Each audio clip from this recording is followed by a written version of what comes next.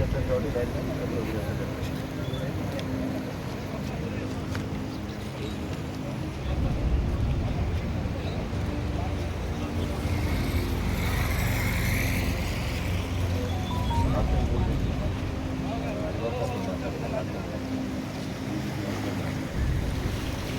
గణేష్ నిమజ్జనోత్సవం నిమిత్తం ఉమ్మడి బ్రిడ్జిని పరిశీలించిన నిజామాబాద్ పోలీస్ కమిషనర్ గణేష్ నిమజ్జనం సందర్భంగా సంబంధిత పోలీస్ సిబ్బందికి సహకరించాలని గణేష్ మండళ్లకు కమిషనర్ విజ్ఞప్తి చేశారు.